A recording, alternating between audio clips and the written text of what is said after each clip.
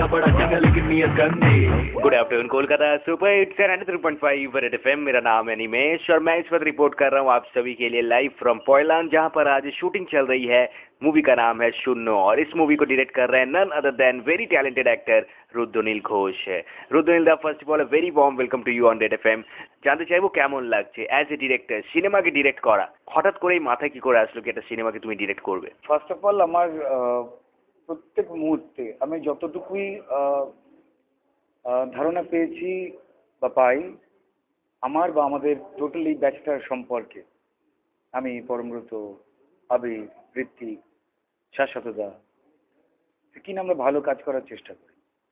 সেখান থেকেই কিন্তু আস্তে আস্তে লেখা বা প্রোডাকশন, আমার পরমব্রত কোম্পানি ওয়ার্কশপ, সেটাতে আসা, একটা ভালো কাজ করার চেষ্টা। তো ফলে বেশ কিছু গল্পের ক্ষেত্রে বায়াসনেস থাকে। সো কোন গল্প কি কবে পরিচালনা করছেন সে সিদ্ধান্তের জায়গা একা কেউই আমরা তৈরি করি না। যেমন জাস্ট কয়েকদিন পরেই রিলিজ হাওয়া বদল, সেটা যখন হয় তখন আমাদের মধ্যে মিটিং চলছিল যে কোন জন এই গল্পটাকে পরিচালনা করতে পারবেন। তারপর নিজেরাই মিটিং করে পরমব্রতর নাম ঠিক করি। তখন পরমব্রত মিটিংয়ে চুপ করে থাকে। তো তারপর পরমব্রত ডিরেক্ট করে অ্যান্ড উইশ করি ডেফিনেটলি এটা খুব ভালো ফিল্ম হতে যাচ্ছে বা হয়েছে। আর ঠিক তেমনই যখন আমি শূন্য গল্পটা আমার লেখা ছিল হচ্ছে 4 বছর আগে, তখনও নাম ছিল শূন্য।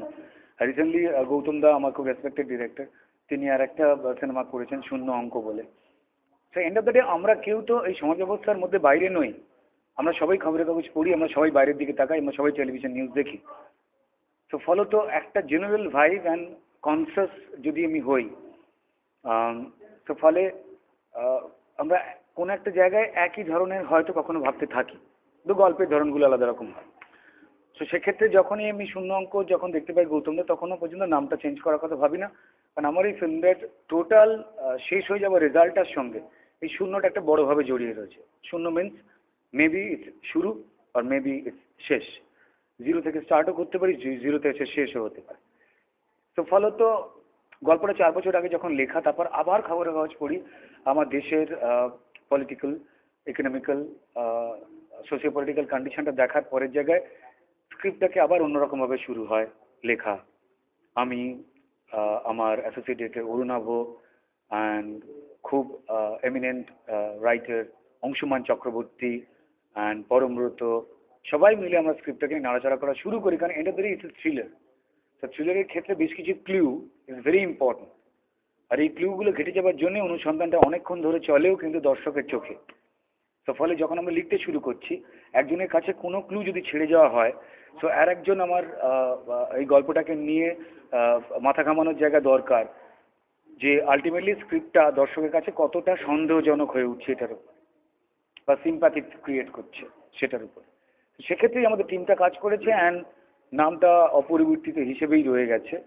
অ্যান্ড সেক্ষেত্রে তৈরি হয়ে যাওয়ার পর অবশ্যই বাঞ্ছনীয়ভাবে অভিনয় করবেন যারা অভিনয় করতে ভালোবাসেন বা রেসপেক্ট করেন বা পাওয়ারফুল অ্যাক্টররা। সেইভাবেই বেছে নেওয়া হয়েছে অঞ্জন দত্তকে, প্রোটাগনিস্ট চরিত্র কৌশিক গাঙ্গুলিকে। আমার নিজের বিশ্বাস উনি কত বড় পরিচালক আমি আজও জানি না। আমার অ্যাকশন কাট শোনা ওনার কাছে বড় হওয়ার সময় থেকে।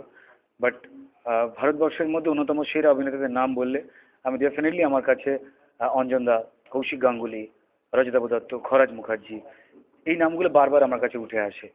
তো সেক্ষেত্রে আমিও চেষ্টা করেছি যে আমার সঙ্গে এরা কাজ করুক। কাজ করেছেন সবাইকে তো আমি নিয়ে কাজ করতে পারি না, যাদের কাছ থেকে কাজ দেখে বা বড় হয়ে শিখে উঠেছি। সো কাজ করেছেন অঞ্জন দত্ত, একজন পলিটিক্যাল লিডারের চরিত্র, যার নাম চরিত্রের নাম দাদা।